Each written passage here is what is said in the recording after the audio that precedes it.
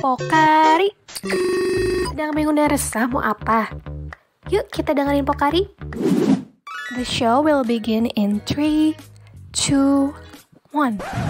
Halo teman-teman semuanya, apa kabar hari ini? Semoga teman-teman dimanapun dan kapanpun berada lagi dengerin podcast ini tuh dalam keadaan sehat walafiat ya. Amin. Nah teman-teman, kalau kata pepatah nih, tak kenal maka tak sayang, kita bakal kenalan dulu Zebi, bener gak? Oke, bener banget. Bener kan? Karena di podcast sebelumnya itu, di podcast Podium ya, podcast psikologi umum, itu kan hostnya Teh Rere sama Karnova. Nah, sekarang ini di Kabinet Metamorfosa ini ada host baru ya, jadi pastinya teman-teman juga pengen perkenalan dulu gitu ya, mungkin pengen tahu gitu ya Zebin ya. Iyalah, harus tahu dulu. Betul. Nah, teman-teman, perkenalkan, nama aku Hasna Putri Belina dari Angkatan 19. Salam kenal semuanya. Silakan Zebi, perkenalan. Perkenalkan juga, aku Zebina Afnan dari Angkatan 19. Salam kenal semuanya. Salam kenal, oke. Nah, harapannya teman-teman semoga kalau udah dengerin podcast ini tuh betah ya dengerin suara kita, karena insya Allah kita bakalan nge-host sampai akhir periode ya Zebin. Bosen ya? Jangan bosen dong. Nah Zebin kan kita tahu kalau misalnya podcast sebelumnya itu kan namanya Podium ya. Iya, podcast psikologi umum kalau tahun lalu. Betul. Nah sekarang ini kan namanya Pokari ya, bukan makanan, bukan minuman tapi ya teman-teman. Nih kira-kira apa sih singkatan Pokari? Apa tuh? Kira-kira teman-teman udah kebayang belum? Nah, kalau belum kebayang, langsung aja Zebin, artinya apa? Podcast keluarga psikologi. Nah, jadi Pokari itu ya teman-teman. Jangan ngebayangin yang lain-lain ya. Iya, betul, jangan dong ya. Jadi kebayangnya kalau Pokari, podcast keluarga psikologi gitu ya, podcast dari Kabinet Metamorfosa ya. Nah teman-teman, tadi kan kita udah ngejelasin nih arti Pokari, terus juga udah perkenalan MC gitu ya. Kayaknya ada yang kurang kalau misalnya kita nggak kenalan langsung sama ketua BEM Fakultas Psikologi yang baru ya kan. Jadi jadi teman-teman tuh kayak, siapa ya ketua BEM yang baru tuh yang mana ya gitu ya. Jadi biar lebih dekat lagi gitu ya, coba langsung diperkenalkan aja Kang Ilyas, mangga. Ya, halo semuanya teman-teman. Perkenalkan, aku Ilyas Yusuf sebagai Ketua Badan Eksekutif Mahasiswa periode 2021-2022 dari Angkatan 2019. Salam kenal ya Hasna, Zebin. Ya, sama-sama juga Kak Ilyas. Yes, betul. Langsung Zebin. Oke nih Kang Ilyas, jadi kita tuh mau tanya-tanya dulu ya. Nah, pertanyaan pertama langsung mulai aja ya. Apa sih makna dari Kabinet Metamorfosa menurut Kang Ilyas sendiri? Aduh, kalau ditanya makna sih kayak gimana gitu ya, kayak dalam banget. Jadi ini cukup unik sih ya kalau dari aku pribadi, karena dulunya tuh bukan metamorfosa gitu ya si kabinetnya itu. Jadi sebelum uji kelayakan itu aku kayak mikir-mikirin apa ya nama kabinet buat periode depan. Kayak setiap aku ide gitu ya, aku tulis dulu namanya, ini kayaknya cocok deh, ini kayaknya cocok deh. Tapi kayak masih ada belum yang serak gitu ya di antara beberapa nama untuk kabinetnya itu gitu. Terus suatu ketika malam-malam itu aku kan kalau belum tidur gitu ya suka lihat media sosial gitu ya, TikTok kalau enggak Instagram gitu ya, kayak ngelihat TikTok terus muncul di FYP kan suka ada kayak quotes gitu kan ya, kayak motivasi gitu lah. Nah anehnya itu di situ tuh quotesnya itu tentang motivasi berkembang. Terus si backgroundnya itu kayak ada alam-alam, tapi ada kayak kupu-kupu gitu ngelewat gitu ya, kayak sepintas gitu ya. Terus dari situ kayak penasaran, ini kayaknya apa nih gitu ya. Quotes-nya berkembang, terus latar belakangnya kupu-kupu. Oh bentar, langsung ke insight di situ ya. Ke insight-nya tuh, oh ini tentang ulat, kepompong, apa namanya lupa lagi gitu ya. Kalau dulu kan di SMA tuh apa namanya. Terus dari situ cari aja di Google ya terkait apa sih gitu ya si namanya tuh, nama prosesnya tuh. Nah kalau di Google itu namanya tuh metamorfosis ya. Cuman ya kalau metamorfosis berarti jatuhnya tuh lebih ke biologinya gitu ya, lebih ke ilmiahnya gitu ya. Belum cocok untuk dijadikan nama kabinet gitu ya, dari segi nama belakangnya gitu ada morfosisnya gitu. Udah aja dari situ waktu itu tuh sempat baca-baca buku. Nah entah kenapa ngelihat suatu buku di lemari ya, warna hitam terus tulisannya emas ya. Itu tuh karya Michael Morgan ya, tentang sumber daya alam. Nah di situ baca aja, pas baca ternyata ada kayak nyambung sama organisasi nih. Nah habis gitu ternyata ada namanya tuh metamorfosa. Loh kok sama gitu ya, yang tadi kan mungkin di Google metamorfosis, nah kalau ini kok metamorfosa gitu. Pas dicari-cari, oh ternyata kalau metamorfosis itu lebih ke siklus kupu-kupu, ulat menjadi kupu-kupu gitu ya. Kalau metamorfosa ini lebih ke kehidupan manusia berkembang di sebuah organisasi gitu. Jadi makanya pas lihat kayaknya ini cocok gitu ya. Kita kan mungkin sekarang lagi di masa pandemi gini harus gimana sih gitu ya buat kita tuh tetap bertahan gitu ya. Yaitu salah satunya kita metamorfosa gitu. Kita harus melakukan perubahan-perubahan dengan berbagai cara agar kita tetap bertahan gitu. Jadi udah deh namain kabinet metamorfosa gitu maknanya. Jadi Mantap. Jadi Kang Ilyas sendiri nih teman-teman terinspirasinya tuh pertama kali dari metamorfosis ya. Jadi nah terus Kang Ilyas juga sering buka-buka media sosial untuk cari-cari tentang apa sih makna dari metamorfosis sendiri. Nah lalu akhirnya nemu di buku ya Kang Ilyas, jadinya Ya, namanya betul. Metamorfosa. Iya. Keren banget, keren Kang. Itu kayak sebuah proses yang cukup panjang juga ya Kang buat nemuin nama-namanya itu ya. Iya, sangat panjang dan aduh itu kayak apa gitu ya, kayak bom dangsek. Dan untungnya nggak tahu kenapa mungkin udah takdirnya juga gitu ya, takdirnya juga tiba-tiba ke insight-nya seperti itu, jalannya seperti itu, ya udah metamorfosa gitu akhirnya.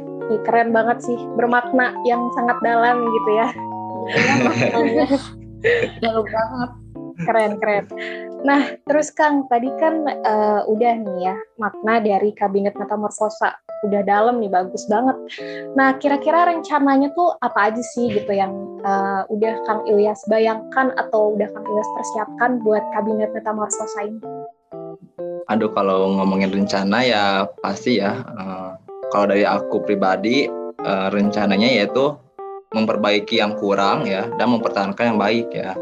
Tapi mempertahankan yang baik bukan berarti kita copy paste gitu ya. Misalnya periode tahun kemarin tuh stupsi gitu ya, terus kita ambil stupsi lagi, terus kita samain gitu ya dari tema dan lain-lainnya, enggak. Tapi mungkin kalau di istilahnya kalau di PIO itu ada ATM ya, ATM itu ambil, tiru, modifikasi. Nah mungkin di sini juga kita sama gitu, pakai rumus tersebut gitu ya buat buat mempertahankan yang sudah baiknya. Misalnya stupsi kita ambil lagi ke periode sekarang, terus kita ubah lagi gitu ya, modifikasi, kita ubah temanya gitu ya, kita ubah targetnya apa nih gitu ya, dan kita ubah dari segi sisi-sisi yang lainnya gitu. Jadi agak ada perbedaan gitu. Terus rencananya ya pasti membuat proker-proker yang dimana lagi relate banget gitu sama mahasiswa psikologi di masa pandemi ini gitu.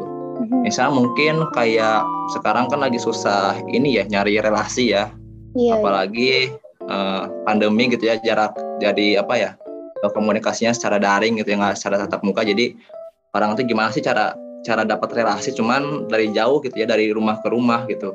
Makanya dibuat juga webinar treat better and get relation gitu ya. Jadi bagaimana cara memperlakukan orang dengan baik, maka kamu akan dapat relasi gitu di masa pandemi ini gitu. Jadi rencananya itu membuat proker-proker yang relate sama kehidupan mahasiswa di masa pandemi, dan juga ya sebagai ada ciri khas atau pembeda gitu di periode sebelumnya, kayak gitu sih Hasna, Zebin.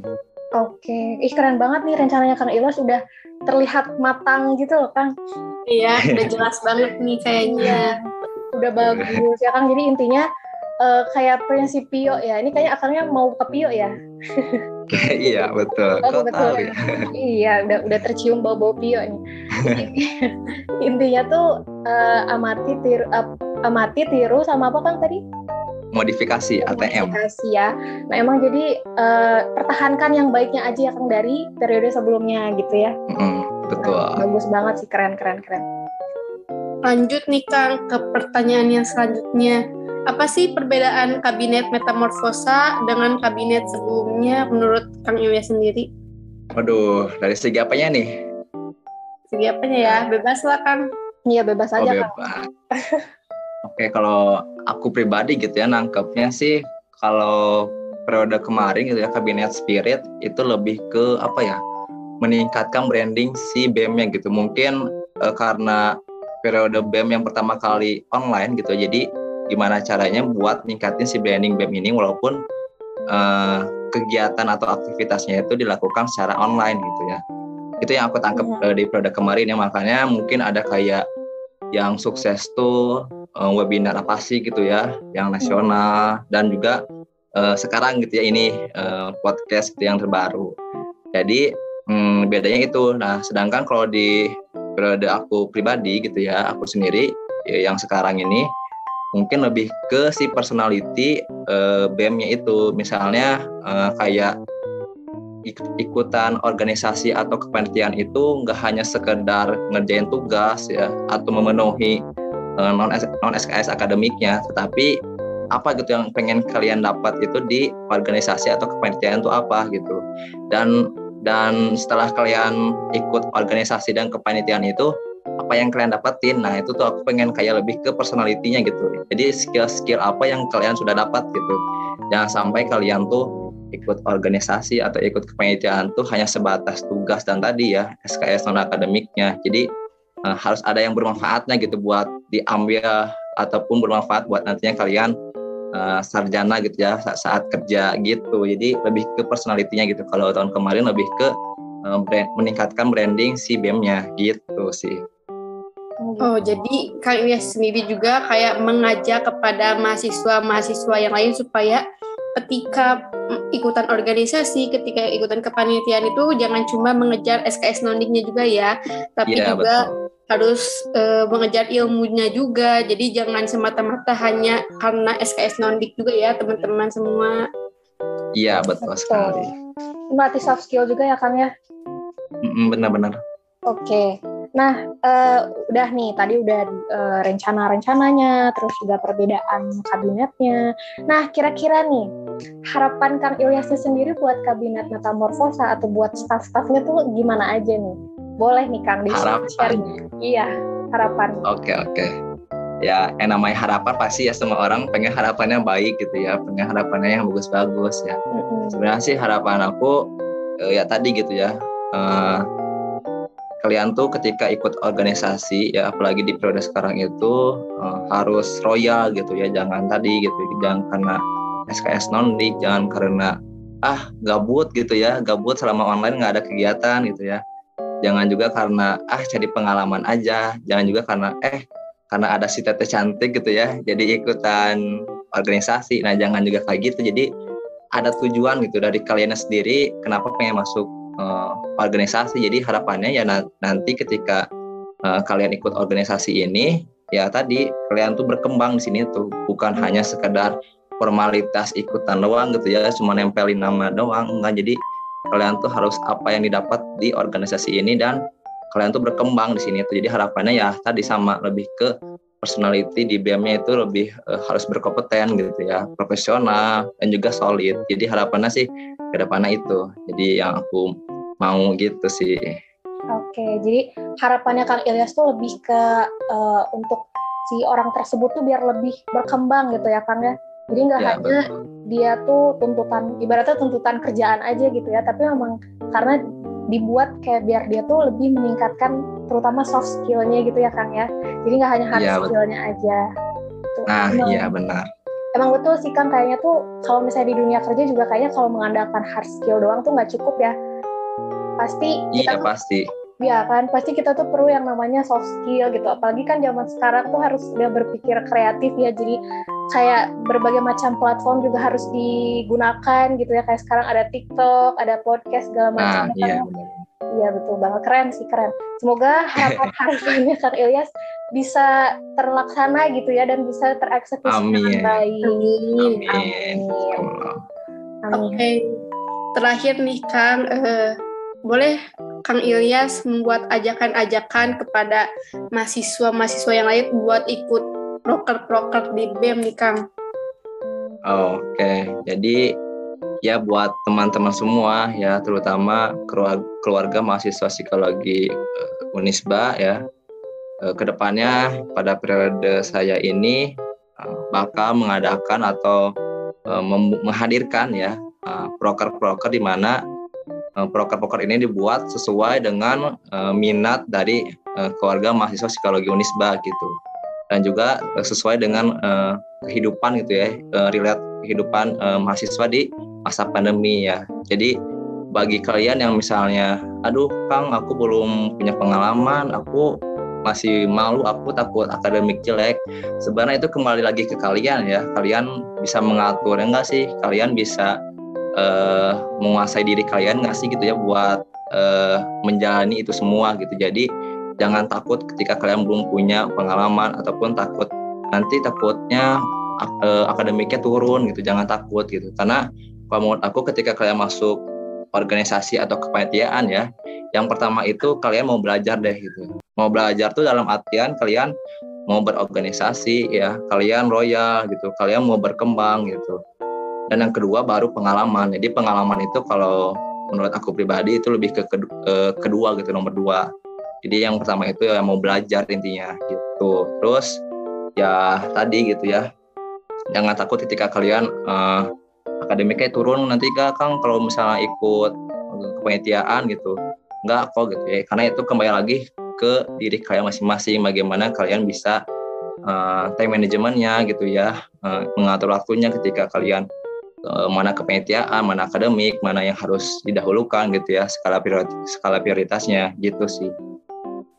Betul. Baik Kang Ilyas, nah jadi ini buat mahasiswa-mahasiswa yang lainnya nanti BEM itu bakal ngadain beberapa proker juga ya. Nah nanti kalian bisa ikuti nih sesuai dengan minat dan bakat kalian. Tapi perlu diingat juga ya, ketika kalian masuk ke panitiaan jangan cuman ngejar SKS non akademik seperti yang tadi udah Kang Ilyas kasih tahu, dan kalian juga jangan takut untuk mencoba dan harus benar-benar itu loh sungguh-sungguh ketika kalian masuk ke suatu kepanitiaan. Nah betul. Jadi jangan numpang nama doang gitu ya. Iya betul. Iya betul. Dan juga benar kata Kang Ilyas tadi, kalau misalnya masalah akademik gitu itu tuh tergantung sama diri kitanya juga gitu. Itu mah pinter-pinternya kita buat mengatur waktu gitu, time manajemennya kita gitu ya. Dan juga iya benar. Ya, dan juga gimana cara kita untuk membuat skala prioritas nih, mana aja yang deadline-nya mepet-mepet atau misalnya yang tugasnya harus dikerjain lumayan susah atau gimana tuh kita harus menentukan sendiri gitu. Dan juga sekarang kan udah banyak ya cara-caranya untuk mengatasinya gitu, kayak misalnya teman-teman kalau misalnya kebingungan kan ada nih yang namanya planner ya kan, kalau nggak suka nulis ada di laptop juga kan gitu, di HP juga ada gitu, jadi bisa banget nih teman-teman pakai yang udah ada gitu loh. Jadi semoga itu nggak dijadikan alasan buat teman-teman nggak ikutan di organisasi gitu ya. Betul banget. Betul. Nah Zebin, kayaknya kita udah ada di penghujung acara nih ya. Iya nih. Nah, Kang Ilyas. Iya, gimana? Kang Ilyas, sebelumnya makasih banyak udah meluangkan waktunya buat jadi bintang tamu kita di podcast episode pertama ini ya. Mohon dukungannya juga Kang. Semangat. Ya, makasih Kang. Ya mohon dukungannya juga dari teman-teman sekian lagi, dari teman-teman semua. Dari teman-teman semua, semoga teman-teman semuanya ini tertarik dan juga excited ya buat podcast kita selanjutnya gitu loh, karena betul. Harapan kita ya Zebin, semoga podcast kita ini bisa menghasilkan informasi yang bermanfaat dan juga ngasih insight-insight buat teman-teman yang lagi dengerin gitu ya. Iya. gitu. Udah sekian dari kita. Terima kasih udah dengerin teman-teman. Terima kasih Kang Ilyas. Ya, terima kasih juga Hasna, Debbie, dan teman-teman yang mendengar podcast ini. Iya, makasih Kang. Ya, semangat terus ya.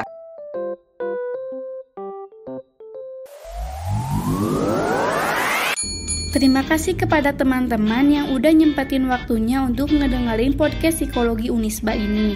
Jangan lupa di-share ke teman-teman yang lain dan jangan lupa juga terus pantengin Instagram BEM Psikologi Unisba untuk tahu episode-episode menarik selanjutnya. See you soon!